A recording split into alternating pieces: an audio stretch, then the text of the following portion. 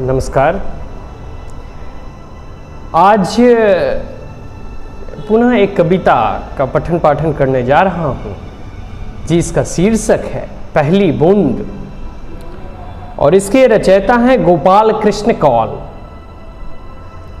दरअसल ये पहली बूंद जब ग्रीष्म ऋतु के बाद जब बारिश प्रारंभ होती है, मेघ आते हैं और पहली बूंद जब धरती को मिलती है तो धरती कितनी तृप्त होती है।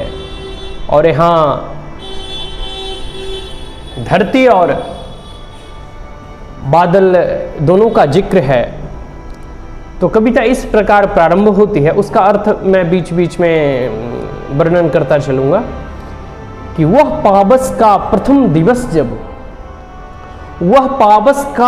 दिवस जब पहली बूंद धरा पर आई, अंकुर फूट पड़ा धरती से नव जीवन की ले अंगड़ाई। कवि कहना चाहते हैं कि पहली बूंद जब धरा पर गिरती है बारिश के रूप में, तो जो अंकुर होते हैं, जो बीज होते हैं, उससे अंकुर फूटता है और एक नया जीवन उससे निकलता है।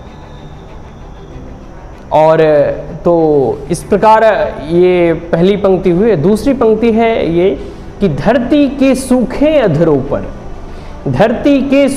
अधरों पर गिरी बूंद अमृत सी आकर, वसुंधरा की रोमावली सी हरी दूब पुल की मुस्काई, पहली बूंद धरा पर आई। कवि कहना चाहते हैं यहाँ प्रकृति का मानवीयकरण किया गया है। कवि ये कहना चाहते हैं कि सूखे अधरों मतलब ओठ, यहाँ धरती को एक नारी का रूप दिया गया है, नारी में रूपांतरित किया गया। और कहते हैं कि वो जो नारी, वो धरती रूपी नारी थी, वो बहुत सूखी थी, प्यासी थी, और अमृत रूपी जब बारिश जो है वो बूंद आकर उसके अधरों, उसको ओठ और उसके प्यास को बुझाती है। और वसुंधरा के रोमावली में, अर्थात वसुंधरा के रोम में नई नई दूब, नई छोटे छोटे पौधे उगते हैं और वो बहुत ही मुस्कुराहट की तरह दिखती है। तो यहाँ पर मानवीयकरण किया गया है, बहुत ही सुंदर कविता। अब तीसरी पंक्ति ये है कि आसमान में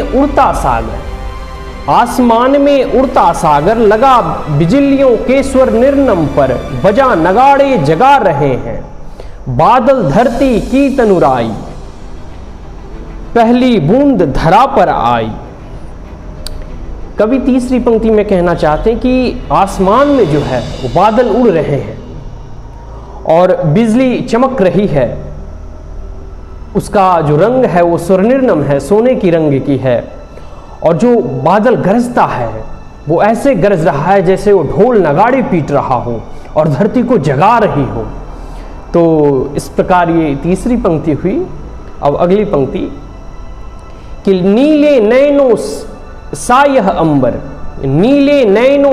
अंबर, काली पुतली से ये जलधर, करुणा बिगलती अश्रु बहाकर, धरती की चीर प्यास बुझाई, बूढ़ी धरती शस्य श्यामला, बनने को फिर से ललचाई, पहली बूंद धरा पर आई।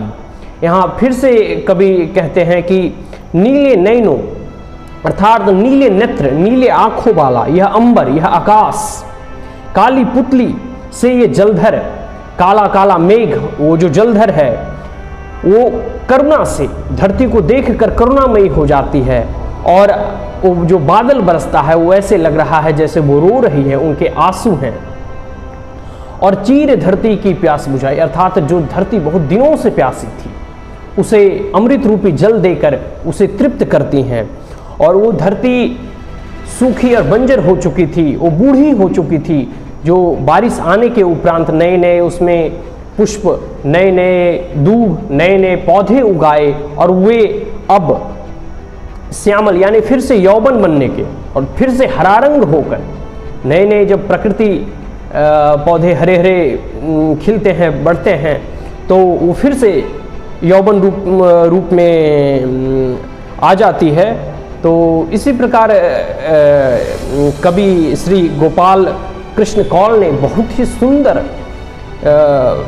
व्याख्या और अर्थ दिए हैं इस पहली बूंद को, और बहुत ही यूँ कहूँ तो मानवीयकरण किया गया है प्रकृति को, बारिश को और धरती की प्यास को, उसकी जो अमृत रूपी बूंद पीकर वो तृप्त होती है। तो इतना ही, धन्यवाद।